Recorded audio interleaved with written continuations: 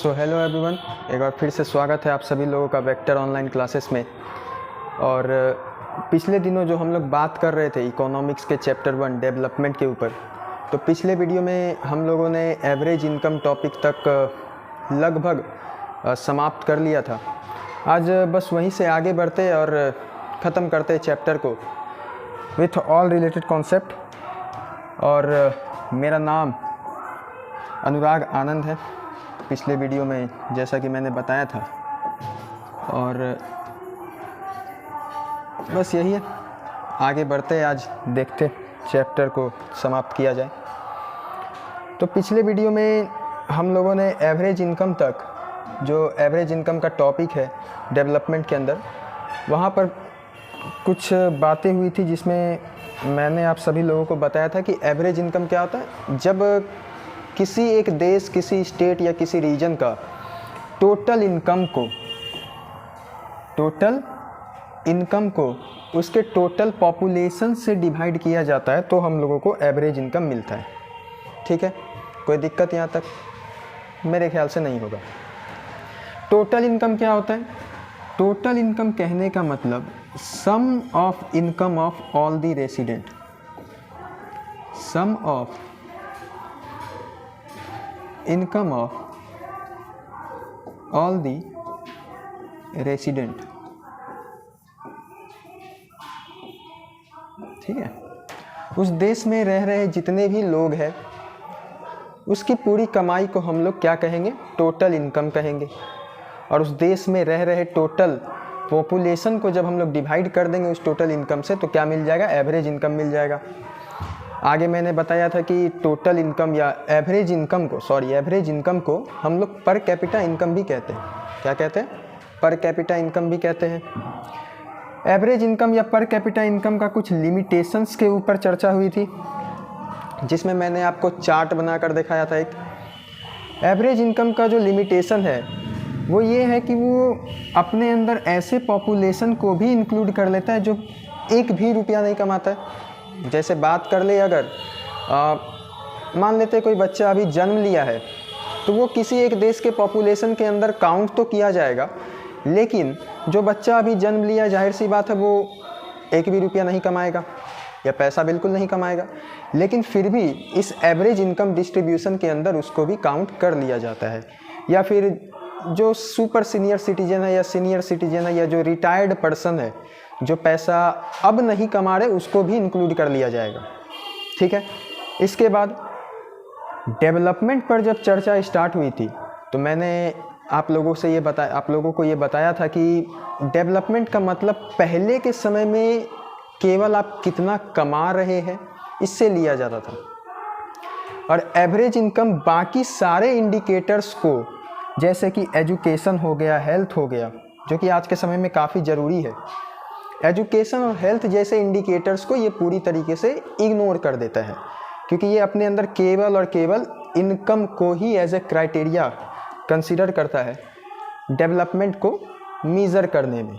ठीक है, आज हम लोग जहाँ से आगे बढ़ेंगे वहाँ हम लोग सबसे पहले बात करेंगे कुछ कंपैरेटिव डाटा का, जो कि कुछ स्टेट्स का है। बहरहाल अगर किसी को लिखना है या स्क्रीनशॉट लेना है तो ले सकते हैं, वीडियो पॉज करके। बढ़ते हैं आगे। हो गया? बढ़ा जाए आगे? ठीक है, देखते। पर कैपिटा इनकम अगर कुछ स्टेट्स का देखा जाए, जो कि एनसीईआरटी का डाटा है 2011-12 का। बहरहाल ये जो पर कैपिटा इनकम है ये इंडिया का अपना करेंसी, मतलब रुपीज़ में कैलकुलेट की गई। ठीक है, बहुत बढ़िया। देखा जाए कुछ स्टेट्स का कंपैरिजन है यहाँ पर एवरेज इनकम को लेकर। अगर महाराष्ट्र का बात किया जाए तो 2011-12 के डाटा के हिसाब से जो महाराष्ट्र का एवरेज इनकम था वो था 1,01,314 रुपया। ठीक है, 1,01,314 रुपया। फर्दर आगे केरला का दिया हुआ है 83,000 समथिंग, 83,000 समथिंग दिया हुआ है। और सबसे लास्ट में बिहार। ठीक है, मार देंगे कट्टा कपाड़ में, आइए ना हमरे बिहार में। ठीक है, बहरहाल ज़्यादा दिल पे नहीं लेना ये बात। बिहार का एवरेज इनकम अगर देखा जाए या पर कैपिटा इनकम देखा जाए तो वो कितना है, लगभग 23,000 के आसपास, 23,435। और ये मैं नहीं, ये डाटा कहता है जो एनसीईआरटी के अंदर है। ठीक है, अगर केवल और केवल हम लोग इनकम को क्राइटेरिया माने, केवल इनकम के ऊपर हम लोग ध्यान दें, तो यहाँ से साफ साफ पता चल रहा है कि महाराष्ट्र जो है मोस्ट डेवलप्ड स्टेट माना जाएगा भारत का, और Bihar most under developed state माना जाएगा। लेकिन क्या केवल कोई इंसान कितना कमा रहा है, केवल इतना ही देखना डेवलपमेंट का क्राइटेरिया हो सकता है क्या? मेरे हिसाब से नहीं, मेरे हिसाब से बिल्कुल नहीं। और मुझे नहीं लगता कि आप लोगों के हिसाब से भी ये सही होना चाहिए, क्योंकि आप अगर मान लेते लाख रुपया ही कमा रहे हैं, लेकिन कोई ऐसी बीमारी हो जाए जिससे बचना लगभग नामुमकिन हो, जैसे हम लोग कोविड के टाइम में देखे ही, बीमारी पैसा देखकर तो नहीं आया, एकदम भेदभाव नहीं हुआ। ठीक है, तो केवल कोई इंसान या कोई स्टेट कितना कमा रहा है उस हिसाब से डेवलपमेंट नापना बिल्कुल गलत है। डेवलपमेंट के लिए अदर मेजर को भी ध्यान में रखना चाहिए, जैसे कि लिटरेसी रेट एजुकेशन के लिए, नेट अटेंडेंस रेशियो, हेल्थ के लिए मोर्टिलिटी रेट या फिर इन्फेंट मोर्टिलिटी रेट, इनफैक्ट जिस पे अभी आगे चर्चा होगा। तो ये कुछ डाटा दिया हुआ है किताब के अंदर, एनसीईआरटी के अंदर। हालांकि यहाँ से क्वेश्चन बनता नहीं है एग्जाम के अंदर, क्वेश्चन बनता है यहाँ से जो मैं अभी आपको बताने वाला हूँ। ये कुछ इंपॉर्टेंट टर्म्स है जिसको आगे बढ़ने से पहले जान लेना काफ़ी ज़रूरी है। अगर टर्म्स के ऊपर बात किया जाए, सबसे पहले IMR, इन्फेंट मोर्टिलिटी रेट। इसी से मिलता जुलता या इसी से रिलेटेड एक और टर्म है जिसको हम लोग कहते हैं मोर्टिलिटी रेट। मोर्टिलिटी रेट कहने का मतलब है कि हर 1000 पॉपुलेशन में या हर 1000 पर्सन में कितने लोग एक साल के अंदर मर जाते हैं, उसको हम लोग मोर्टिलिटी रेट कहेंगे। इन्फेंट मोर्टिलिटी रेट, इसको हिंदी में हम लोग शिशु मृत्यु दर कहते हैं। क्या कहते हैं? शिशु मृत्यु दर। इन्फेंट कहने का मतलब ही हो जाता है कि जो बच्चा अभी जन्म लिया है उसी को हम लोग इन्फेंट कहते हैं। क्या कहते हैं? इन्फेंट कहते हैं। ठीक है, और इन्फेंट मोर्टिलिटी रेट का अगर बात किया जाए तो इन्फेंट मोर्टिलिटी रेट हम लोग कहेंगे किसको? देखिए, IMR या इन्फेंट मोर्टिलिटी रेट का मतलब होता है कि एक साल में जितना बच्चा जन्म ले रहा है उसमें हर 1000 बच्चे में जितना बच्चा एक साल का उम्र कंप्लीट करने से पहले मर जाए उसको हम लोग कहेंगे इन्फेंट मोर्टिलिटी रेट। जैसे मान लेते हैं किसी एक साल में भारत के अंदर 5000 बच्चों का जन्म हुआ। ठीक है, किसी एक साल में भारत के अंदर 5000 बच्चों का जन्म हुआ। ठीक है, ये एक साल के अंदर का बात है। इस 5000 में मान लेते हैं कि 50 बच्चे, कितने? 50 बच्चे ऐसे हैं जो कि एक साल का उम्र कंप्लीट होने से पहले ही मर गए। बहुत दुखद घटना है। ठीक है, 5000 बच्चा एक साल में जन्म लिया और एक साल कंप्लीट होने से पहले ही 50 बच्चा मर गया। तो भारत का उस समय का इन्फेंट मोर्टिलिटी रेट कितना हो जाएगा? अगर देखा जाए तो हर 1000 में 5000 में 50 मर रहा है। इसका मतलब 1000 में कितना मरेगा? एक के हिसाब से देखा जाए तो 50/5000, और अगर 1000 में देखा जाए तो इंटू 1000 करना पड़ेगा। 1000 से ये 5 बार में कटेगा और ये 10 बार में। तो इन्फेंट मोर्टिलिटी रेट इस तरीके से निकलेगा। अगर एक साल में 50 बच्चा मर रहा है, 5000 जन्म ले रहा है, तो उसका मोर्टिलिटी रेट 10 निकलेगा। ठीक है, अगर समझ नहीं आया हो तो इसको और आसान भाषा में समझते हैं। मान लेते हैं भारत के अंदर एक साल में 1000 बच्चा ही जन्म लिया हो। कितना? एक साल में 1000 बच्चा का ही जन्म हुआ हो। ठीक है, एक साल में केवल 1000 बच्चा का जन्म हुआ।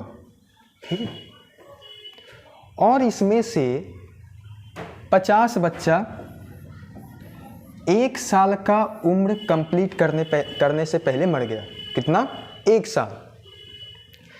तो उस वक्त जो इंडिया का इन्फेंट मोर्टिलिटी रेट होगा वो एग्जैक्ट 50 हो जाएगा। एग्जैक्ट 50 क्यों? क्योंकि अगर डेफिनेशन पे गौर करें तो डेफिनेशन क्या कहता है? Number of children that die before the age of 1 year. इस बात पे गौर करना है ज़्यादा, ठीक है। Number of children that die before the age of 1 year as a proportion of 1000 live birth. याद रखना है 1000 live birth in that particular year. जैसे 1 साल में मान लेते हैं 1000 बच्चा का ही जिंदा जन्म हुआ है, ठीक है।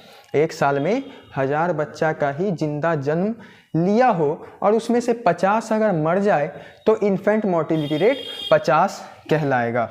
इन्फेंट मोर्टिलिटी रेट 50 कहलाएगा। आई गेस अभी क्लियर हो गया होगा आप लोग को।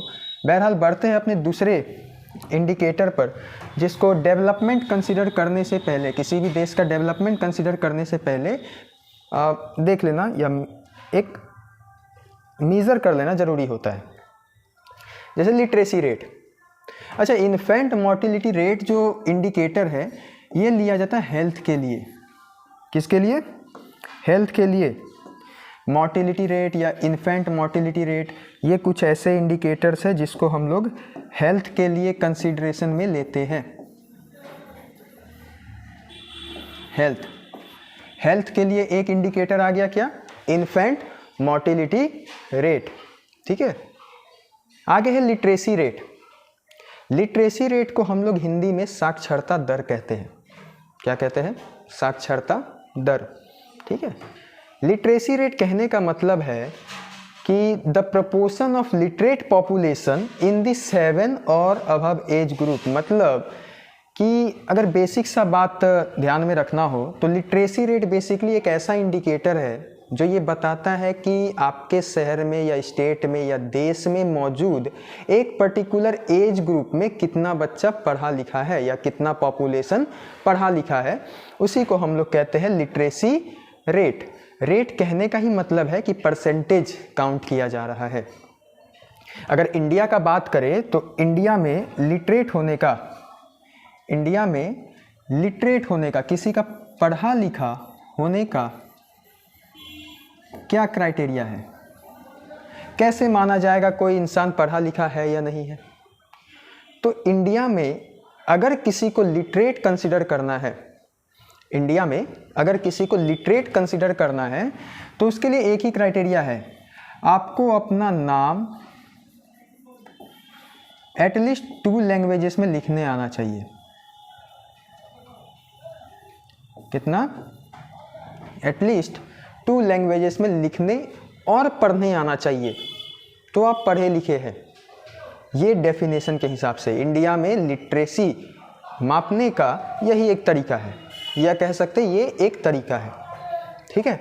बहरहाल लिटरेसी रेट का अगर बात करें तो ये कहलाता है the proportion of literate population, the proportion of literate population in the 7 और अबव एज ग्रुप। 7 या उससे अधिक एज ग्रुप में जितने भी लिटरेट पॉपुलेशन है उसको हम लोग लिटरेसी रेट के अंदर काउंट करते हैं, या फिर उसी को लिटरेसी रेट हम लोग कहते हैं, ठीक है।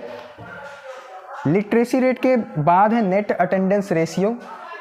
नेट अटेंडेंस रेशियो कहने का मतलब है कि कोई एक रीजन, स्टेट या फिर कंट्री में, ठीक है, जो 14-15 का जो एज ग्रुप है उसमें कितने बच्चे स्कूल जा रहे हैं, ठीक है, वो कहलाता है क्या? Net attendance ratio.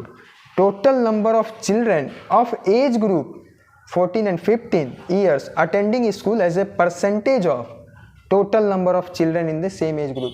मतलब कि 14 या 15 साल के जितने बच्चे स्कूल जा रहे हैं डिवाइडेड बाय 14 या 15 ईयर्स के जो एज ग्रुप है उसमें जितने बच्चे प्रेजेंट है उस रीजन में, इनको डिवाइड करके हम लोग को नेट अटेंडेंस रेशियो मिल जाता है, ठीक है।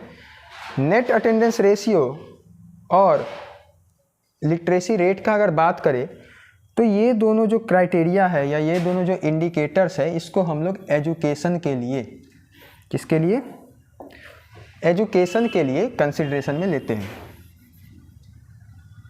नेट अटेंडेंस रेशियो और लिटरेसी रेट, ये दोनों इंडिकेटर एजुकेशन के लिए कंसिडरेशन में लिया जाता है। वहीं अगर हम लोग एवरेज इनकम का बात करें, जिसको World Bank I guess use करती है डेवलपमेंट नापने के लिए, तो उसमें एजुकेशन और हेल्थ को पूरी तरीके से इग्नोर कर दिया जाता है। एजुकेशन और हेल्थ को पूरी तरीके से इग्नोर कर दिया जाता है। अब ये तीनों टर्म काफ़ी इंपॉर्टेंट है एग्जाम पर्सपेक्टिव से, क्योंकि यहाँ से डेफिनेशन पूछा जाता है। फर्दर इसको बताने के पीछे रीज़न ये है क्योंकि आगे हम लोग एक कंपैरेटिव डाटा जो है उस पर थोड़ा सा चर्चा करेंगे, जैसे कि ये दिख रहा होगा आई गेस, ठीक है। Comparative data on Maharashtra and Kerala and Bihar, ठीक है, महाराष्ट्र, केरल एंड बिहार दिख रहा है। चलो, अगर महाराष्ट्र का बात करें तो महाराष्ट्र का IMR कहने का मतलब क्या, infant mortality rate, infant mortality rate.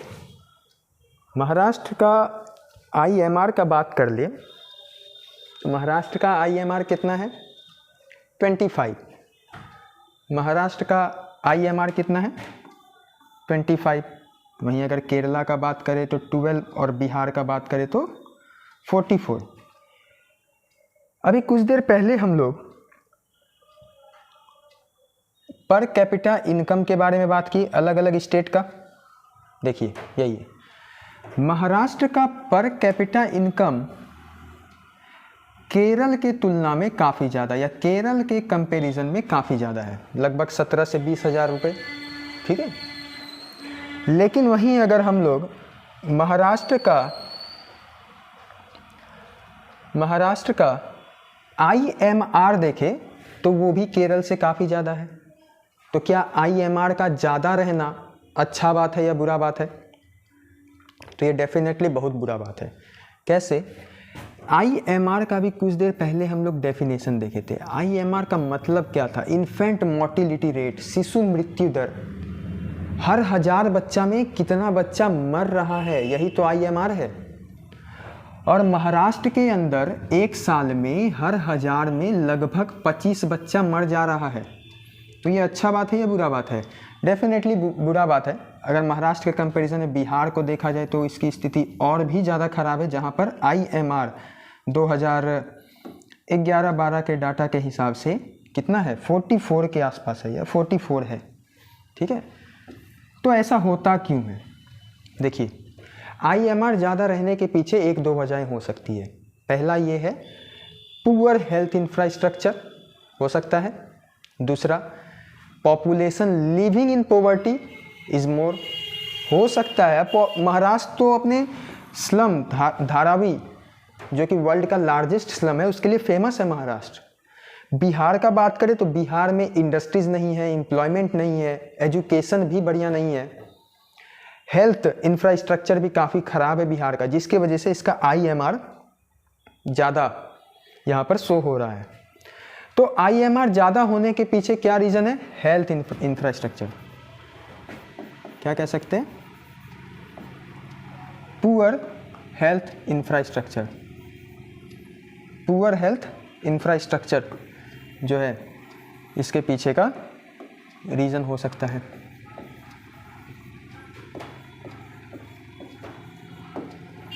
Poor health infrastructure, ठीक है, जिसके वजह से देखने को मिल रहा है कि महाराष्ट्र में पर कैपिटा इनकम, अभी जस्ट बात किए, महाराष्ट्र का जो पर कैपिटा इनकम है वो केरल से काफ़ी ज़्यादा है, ठीक है।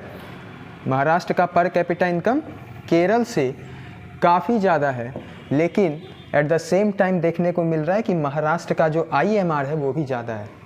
इसका मतलब लोग वहाँ कमा तो रहे हैं ज़्यादा, हर एक इंडिविजुअल का इनकम लगभग 1 लाख के आसपास है, ऐसा नहीं कि जो भी लोग महाराष्ट्र में रह रहे वो 1 लाख कमा ही रहे हैं। बेसिकली क्या है, महाराष्ट्र एक ऐसा स्टेट है भारत का जहाँ पर काफ़ी सारे इंडस्ट्रीज़ है, अर्बन सेंटर है भारत का, जिसके वजह से वहाँ पर लोगों का इनकम ज़्यादा है। इनकम डिस्पैरिटी बहुत ज़्यादा होगा महाराष्ट्र के अंदर लोगों में, क्योंकि वहाँ पर पुअर का भी पॉपुलेशन होगा, ऐसे काफ़ी सारे लोग होंगे जो बिल्कुल नहीं कमाते होंगे, तो एवरेज इनकम में उनको भी काउंट कर लिया गया होगा। ठीक है, महाराष्ट्र का IMR बहरहाल बहुत ज़्यादा है, बिहार के तुलना में तो खैर कम ही है। महाराष्ट्र का IMR 25 है, केरल जो है 12 पर है इसका IMR। इसके पीछे का रीज़न क्या हो सकता है, जो हेल्थ इंफ्रास्ट्रक्चर होगा वो काफ़ी अच्छा होगा, यही तो हो सकता है, गुड हेल्थ इंफ्रास्ट्रक्चर, इसके पीछे का रीज़न हो सकता है। अगर बिहार का बात कर ले तो इसका IMR, बिहार स्टेट का जो IMR है 2011-12 के डाटा के हिसाब से वो कितना है, 44 है। इसका मतलब जो बिहार में हेल्थ इंफ्रास्ट्रक्चर है वो बहुत ही ज़्यादा ख़राब है। इसका मतलब बिहार में बेसिकली जो रिसोर्सेस है वो इतना ज़्यादा एडिक्वेट नहीं है कि वहाँ पर बच्चे जन्म लेकर 1 साल कंप्लीट कर सके, क्योंकि देखने को ही मिल रहा है कि हर 1000 में 44 बच्चा तो मर ही जा रहा है। हो सकता है lack of health care access के वजह से हो, पॉवर्टी के वजह से हो सकता है लैक ऑफ सैनिटेशन के वजह से हो, या lack of access to safe drinking water के वजह से हो। काफ़ी सारा फैक्टर्स हो सकता है इसके पीछे, लेकिन जो भी हो, जो IMR कहता है वो तो है 44। आगे बात कर ले अगर लिटरेसी का, कि लिटरेसी रेट कितना है, तो महाराष्ट्र का लिटरेसी रेट परसेंटेज में है 83, लेकिन वहीं अगर केरल का बात कर ले तो 94, और बिहार फिर से पिछड़ता हुआ नज़र आ रहा है 64 पर। मतलब कि बिहार में हेल्थ इंफ्रास्ट्रक्चर तो ख़त्म है ही, साथ ही साथ यहाँ पर एजुकेशन इंफ्रास्ट्रक्चर या एजुकेशन फैसिलिटी भी बहुत ज़्यादा बेहतर नहीं है, जिसका नतीजा ये देखने को मिल रहा है कि जो लिटरेसी रेट है बिहार के अंदर वो केवल और केवल 64 है। वहीं अगर कंपेयर कर ले हम लोग महाराष्ट्र और केरल के बीच में, तो केरल का जो लिटरेसी रेट है वो है 94%, और महाराष्ट्र का बात कर ले तो वो है 83%। सीधा सा बात है कि महाराष्ट्र में हर 100 में से 83 लोग पढ़ा लिखा है, और केरल में वही 94। केरल में अगर इतना ज़्यादा लिटरेसी रेट है, इसका मतलब जो गवर्नमेंट का एक्सपेंडिचर है एजुकेशनल फील्ड में, एजुकेशनल इंफ्रास्ट्रक्चर में, वो भी काफ़ी ज़्यादा बेहतर है। ठीक है, आगे बात करते हैं नेट अटेंडेंस रेशियो में, तो अगेन इसमें केरल सबसे आगे नज़र आता है, और सबसे पीछे जो है बिहार, और फिर बीच में महाराष्ट्र है। इसके पीछे का कारण क्या हो सकता है? नेट अटेंडेंस रेशियो क्या है कि कितने बच्चे स्कूल जा रहे हैं। केवल स्कूल होने का मतलब ये नहीं होगा कि बच्चे स्कूल जाएंगे, बच्चे सच में स्कूल जा रहे हैं कि नहीं जा रहे, वही हम लोग को नेट अटेंडेंस रेशियो बताएगा। तो केरल में देखने को मिल रहा है कि 78 जो है नेट अटेंडेंस रेशियो है, और इसका मतलब ये है कि केरल में लगभग मैक्सिमम बच्चे जो है 14 से 15 साल के जो बच्चे हैं वो स्कूल जा रहे हैं। ठीक है, बिहार में अगेन यहाँ पर 35 है। इसके पीछे का रीज़न क्या क्या हो सकता है? चाइल्ड मैरिज एक इशू है बिहार के अंदर, वो हो सकता है। बिहार के अंदर अगर देखा जाए तो हो सकता है कि जो गर्ल चाइल्ड है, गर्ल चाइल्ड केवल बिहार के अंदर ही नहीं बल्कि जितने भी पैट्रियार्कियल स्टेट है, बेसिकली पूरे इंडिया को ही पैट्रियार्कियल सोसाइटी कहा जाता है, तो हो सकता है कि काफ़ी लड़की जो है स्कूल नहीं जा पाती है, जिसके वजह से देखने को मिलता है कि जो नेट अटेंडेंस रेशियो है वो बिहार के अंदर भी कम देखने को मिलता है। बहरहाल बढ़ा जाए आगे, कुछ और इंडिकेटर्स को देखा जाए जो डेवलपमेंट कंसीडर करने में हम लोग के लिए इम्पॉर्टेंट होता है। आगे वैसा ही एक इंडिकेटर है body mass index. Body mass index, ठीक है, जब किसी भी एक पर्सन के वेट, ठीक है, किसी भी एक पर्सन के वेट को हम लोग उसके हाइट के स्क्वायर से डिवाइड करते हैं तो हम लोगों को बॉडी मास इंडेक्स मिलता है। बॉडी मास इंडेक्स को हम लोग शॉर्ट में BMI भी कहते हैं। क्या कहते हैं? BMI। BMI जैसे बताए अभी, इसका एक फॉर्मूला है। वेट को किस में लेना है, केजी में। हाइट को किस में लेना है, मीटर में। और जब किसी इंसान के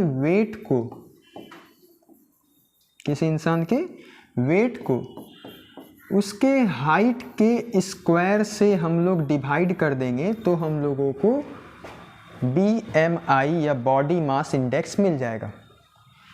ठीक है, अगर लिखना है किसी को तो लिख सकते हैं। हो गया, वीडियो रोक कर लिख लिया। चलिए ठीक है। BMI क्या, बॉडी मास इंडेक्स। जब किसी इंसान के वेट को उसके हाइट के स्क्वायर से हम लोग डिवाइड करते हैं तो हम लोगों को क्या मिलेगा, बॉडी मास इंडेक्स मिलेगा। क्या मिलेगा, body mass index.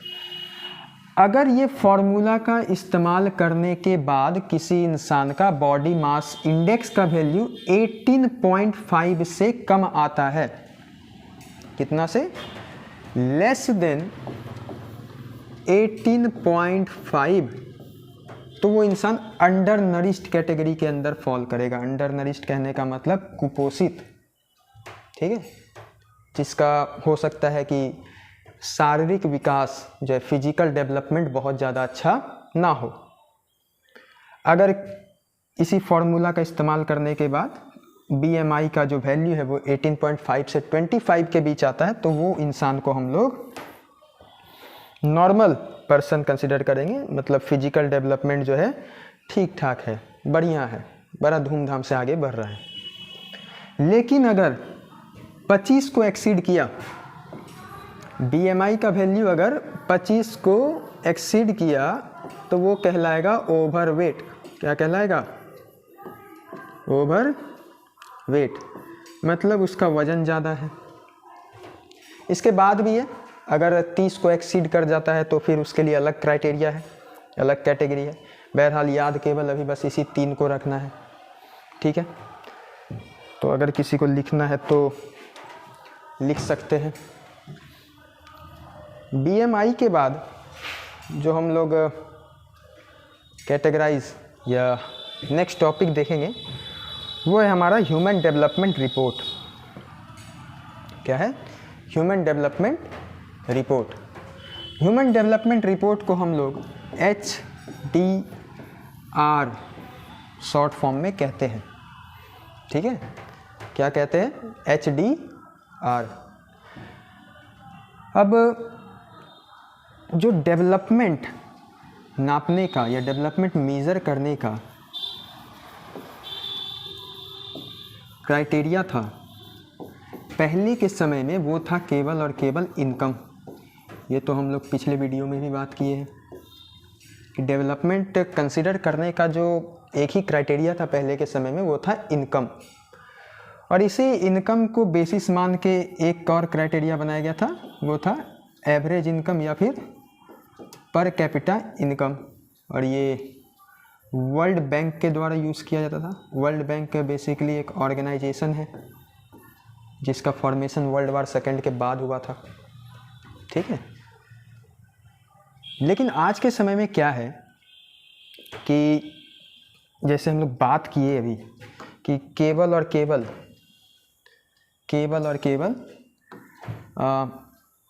Income criteria नहीं हो सकता है किसी के डेवलपमेंट होने या ना होने में।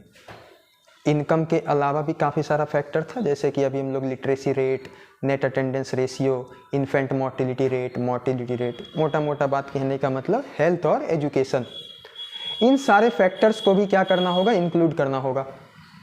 तो इन सारे फैक्टर्स को इंक्लूड करने के बाद HDR पब्लिश किया जाता है, एक ऑर्गेनाइजेशन जिसको हम लोग UNDP कहते हैं। HDR को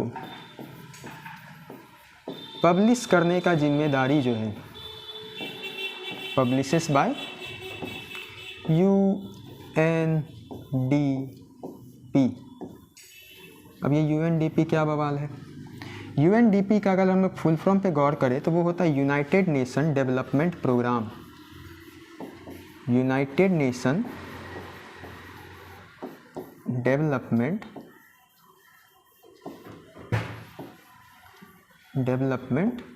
प्रोग्राम। ये है यूएनडीपी का फुल फॉर्म। यूएनडीपी ही वो ऑर्गेनाइजेशन है जो पब्लिश करती है क्या, एचडीआर या फिर ह्यूमन डेवलपमेंट रिपोर्ट।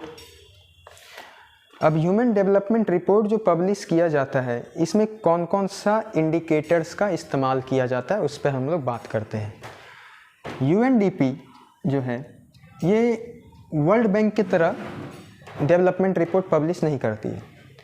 अगर हम लोग वर्ल्ड बैंक का बात करें तो वर्ल्ड बैंक ये केवल और केवल एवरेज इनकम को क्राइटेरिया मानती है डेवलपमेंट कंसिडर करने में।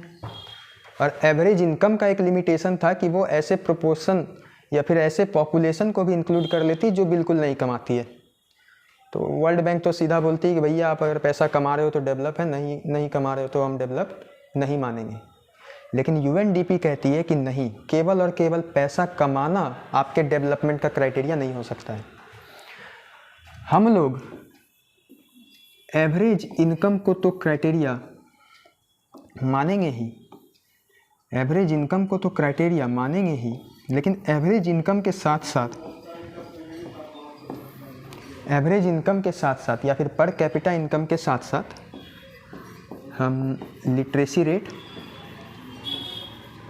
ठीक है, life expectancy at birth, life expectancy at birth, life expectancy at birth, ये बात करेंगे एक एक करके कि ये होता क्या क्या है, ठीक है। Life expectancy at birth, literacy rate, per capita income या फिर average income, net attendance ratio, ठीक है। और भी काफ़ी सारा फैक्टर्स है जिसको ये इंक्लूड करती है, जैसे कि एजुकेशनल लेवल हो गया, हेल्थ स्टेटस हो गया।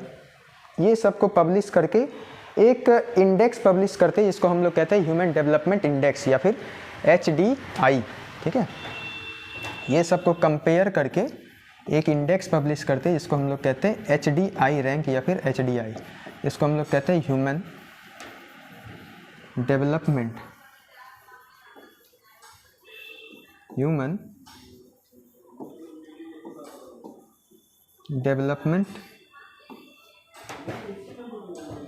इंडेक्स, ठीक है। अगर किसी को लिखना हो तो लिख सकते हैं, नहीं तो बढ़ा जाए आगे। अब यहाँ पे एक चीज़ देखने को मिल रहा है, एक नया इंडिकेटर आया, life expectancy at birth. Life expectancy at birth, देखिए लाइफ एक्सपेक्टेंसी एट बर्थ कहलाता है कि एवरेज एक्सपेक्टेड लाइफ कितना होता है किसी पर्सन का, वही कहलाता है लाइफ एक्सपेक्टेंसी, ठीक है। लाइफ एक्सपेक्टेंसी क्या होगा, the average expected length of life, average expected length of life.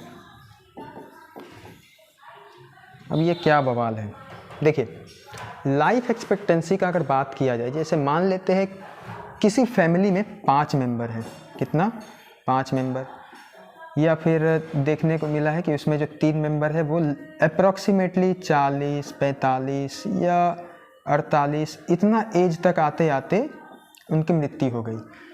तो चांसेस रहेगा कि बाकी दोनों जो मेंबर है वो भी इस एज तक पहुंचते पहुंचते इनका भी डेथ हो जाए।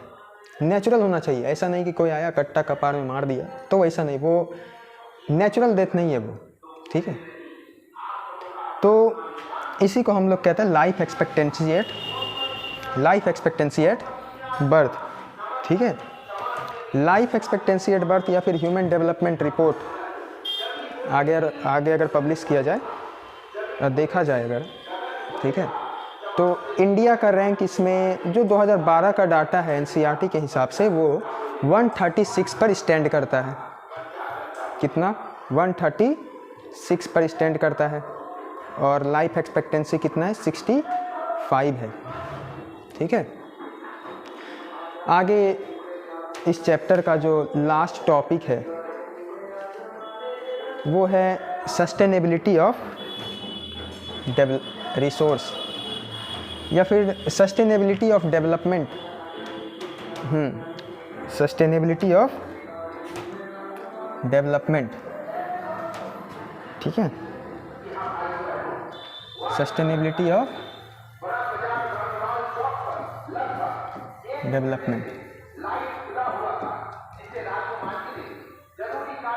देखिए, कोई अगर ऐसा देश है जो ऑलरेडी डेवलप्ड है,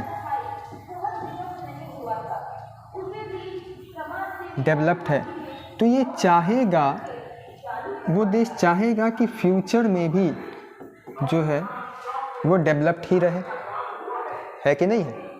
बिल्कुल है। लेकिन ये देश डेवलप्ड कब रह पाएगा? जब इसके पास आगे डेवलप्ड रहने के लिए उस तरीके का रिसोर्स मौजूद रहेगा। रिसोर्सेस, संसाधन। हम लोग रिसोर्सेस का दो तरीका जानते हैं, दो टाइप जानते हैं। एक है रीन्यूएबल और एक है नॉन रीन्यूएबल, ठीक है। ऐसा रिसोर्स जो एक ह्यूमन लाइफ स्पैन में क्या हो जाए, दोबारा रिन्यू हो जाए, उसको हम लोग कहेंगे रीन्यूएबल रिसोर्स। और एक ऐसा रिसोर्स जो कि एक ह्यूमन लाइफ स्पैन में जिसका रिन्यू हो पाना पॉसिबल ना हो, उसको हम लोग कहेंगे नॉन रिन्यूएबल रिसोर्स, ठीक है। तो देखिए आगे, एक ऐसा रिसोर्स जो कि एक ह्यूमन लाइफ स्पैन में क्या हो जाए, रिन्यू हो जाए। एक ह्यूमन लाइफ स्पैन में क्या हो जाए, रिन्यू हो जाए, जिसको हम लोग रिन्यूएबल कहेंगे। और नॉन रिन्यूएबल क्या कहलाएगा, जो कि एक ह्यूमन लाइफ स्पैन में रिन्यू हो पाना जिसका संभव ना हो। जैसे कि एग्जाम्पल का अगर बात कर ले, फॉसिल फ्यूल, ये कहलाता है नॉन रिन्यूएबल। अब यहाँ रिन्यूएबल और नॉन रिन्यूएबल बताने का ज़रूरत ही क्यों पड़ा? तो एक बात बता देते हैं। जैसे अभी बताया मैंने कि कोई भी नेशन अगर डेवलप्ड है तो वो फ्यूचर में भी चाहेगा डेवलप्ड रहना, लेकिन इन केस उसके पास वैसा रिसोर्स अवेलेबल होना चाहिए, तभी वो आगे भी डेवलप्ड रह पाएगा, नहीं तो नहीं रह पाएगा, ठीक है। फॉर एग्जाम्पल मान लेते हैं ग्राउंड वाटर, एग्जाम्पल लेते हैं ग्राउंड वाटर का। इंडिया में अगर बात करें तो अगर Punjab, Haryana, western part of Uttar Pradesh, ये सब अगर स्टेट्स का बात करें तो यहाँ पर एग्रीकल्चर में डिग्री ऑफ कमर्शियलाइजेशन काफ़ी ज़्यादा है। मतलब जो कमर्शियल क्रॉप का फार्मिंग है वो Punjab, Haryana, western part of Uttar Pradesh यहाँ पर काफ़ी ज़्यादा होता है, जिसके वजह से क्या होता है, ग्राउंड वाटर का ओवर एक्सप्लॉयटेशन वहाँ पर होता है, ठीक है। ग्राउंड वाटर का ओवर एक्सप्लॉयटेशन होता है। अगर ग्राउंड वाटर का एक्सप्लॉयटेशन होगा, ग्राउंड वाटर का एक्सप्लॉयटेशन होगा या ओवर यूज होगा, तो ग्राउंड वाटर लेयर क्या कर जाएगा, डिप्लीट करेगा। जाहिर सी बात है, नीचे जाएगा, वाटर टेबल, वाटर लेवल नीचे जाएगा। अगर वाटर टेबल नीचे चले गया तो क्या बताइए, आने वाले जनरेशन्स के पास क्या ये ग्राउंड वाटर का जो सुविधा है वो अवेलेबल रहेगा क्या? बिल्कुल नहीं रहेगा, ठीक है। यानी फ्यूचर जनरेशन के पास तो रिसोर्स रहेगा ही नहीं, और साथ ही साथ इन्वायरमेंट को डैमेज किया जाए अलग, ठीक है। तो सस्टेनेबल डेवलपमेंट का मतलब क्या हो जाएगा?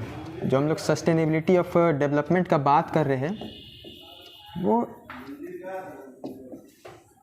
सस्टेनेबल डेवलपमेंट का मतलब क्या है?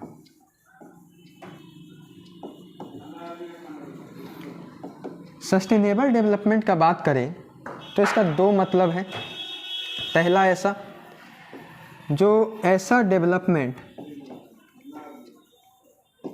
जो कि बिना इन्वायरमेंट को डैमेज किए हो, ठीक है।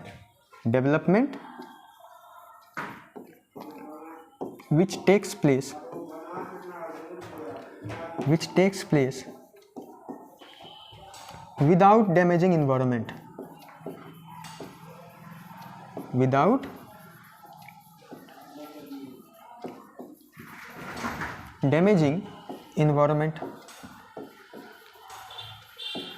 ठीक है, ऐसा डेवलपमेंट जो कि इन्वायरमेंट को डैमेज ना करे, ठीक है। आगे क्या, साथ ही साथ डेवलपमेंट, ठीक है, प्रेजेंट में हो रहे डेवलपमेंट का जो असर है वो फ्यूचर पे नेगेटिव नहीं पड़ना चाहिए। जैसे अभी हम लोग पीछे ग्राउंड वाटर का बात किए, तो ग्राउंड वाटर एक काफ़ी इंपॉर्टेंट रिसोर्स है, क्योंकि ये वाटर का एक मेजर सोर्स है, जाहिर सी बात है, ठीक है। हम लोग आमतौर पर जो अपने घरों में पानी पीते होंगे वो भी हम लोग को ग्राउंड वाटर से ही मिलता होगा, ठीक है। तो ग्राउंड वाटर अगर ओवर एक्सप्लॉइट हो जाएगा, ओवर यूज़ हो जाएगा, तो आने वाले जनरेशन्स के पास ग्राउंड वाटर का एक मेजर रिसोर्स रहेगा ही नहीं, और अगर रहेगा ही नहीं तो क्या हो जाएगा, वो फ्यूचर जनरेशन से हम लोग कंप्रोमाइज़ कर रहे हैं ना। तो development which takes place without damaging environment and development in present, development in present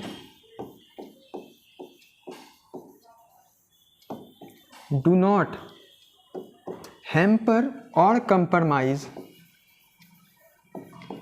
hamper या compromise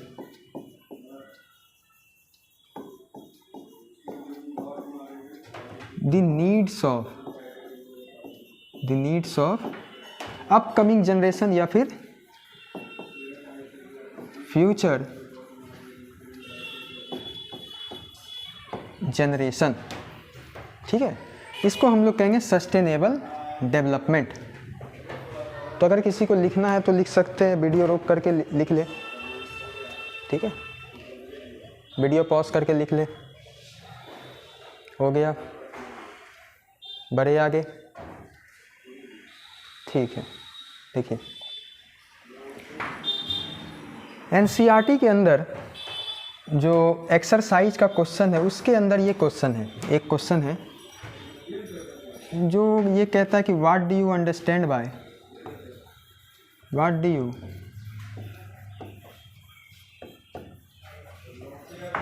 understand by sustainability,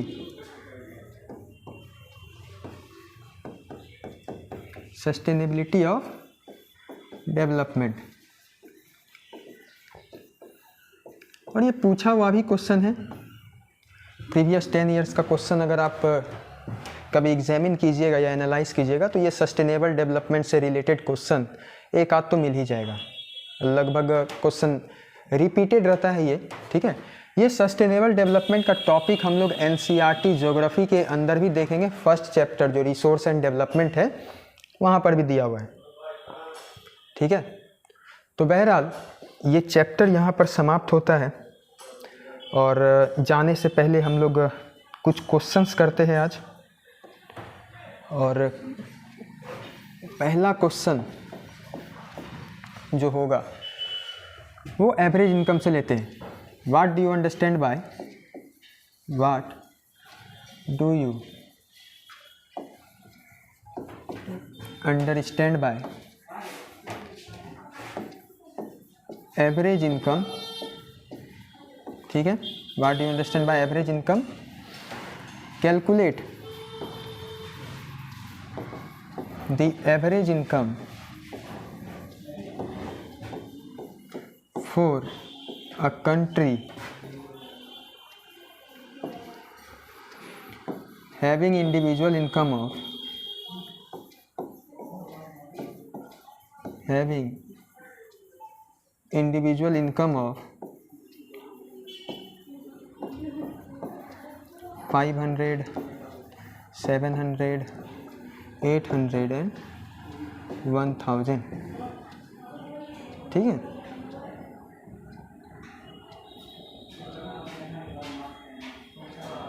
What do you understand by average income?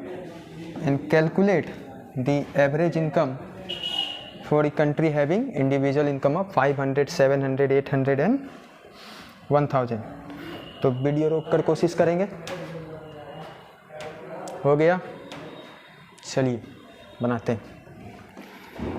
Average income का अगर बात करें तो पिछले वीडियो में ही मैंने पढ़ाया था आप लोग को। एवरेज इनकम क्या होता है? Total income upon total population. Total income upon total population, यहीं से तो डेफिनेशन भी निकल जाएगा। When total income of a nation is divided by its total population we get average income. और एवरेज इनकम को हम लोग पर कैपिटा इनकम के नाम से भी जानते हैं, ठीक है। इसके बाद आगे बोल रहा है calculate the average income for the country having individual income of 500, 700, 800 and 1000। तो टोटल इनकम यहाँ कितना हो जाएगा? 500 प्लस 700 प्लस 800 प्लस 1000, और इसी में टोटल पॉपुलेशन हो जाएगा 4। टोटल पॉपुलेशन 4 क्यों हो जाएगा? टोटल पॉपुलेशन इसलिए 4 हो जाएगा क्योंकि इंडिविजुअल का इनकम केवल और केवल 4 का ही दिया हुआ है, ठीक है। तो 7, 5, 12, 21, 30, तो ये हो जाएगा 3000/4 एंड आई गेस 725, 7 4 जा 28, 2 कैरी 750, सॉरी 7 4 जा 28, 2 कैरी, हाँ। तो ये 725 क्या हो जाएगा? एवरेज इनकम हो जाएगा। और ये जो चैप्टर 1 है यहाँ से कुछ इसी तरीके का क्वेश्चन बनते हैं। तो यहाँ पर ये चैप्टर होता है समाप्त। वीडियो में बने रहने के लिए आप सभी लोगों का थैंक यू। और अगर वीडियो पसंद आया हो तो एक लाइक, और अगर आपके कोई दोस्त हो तो उसके साथ शेयर, और फिर चैनल को सब्सक्राइब करना ना भूलें। बहरहाल this is Anurag Anand signing off. मिलते हैं जल्दी अगले वीडियो में।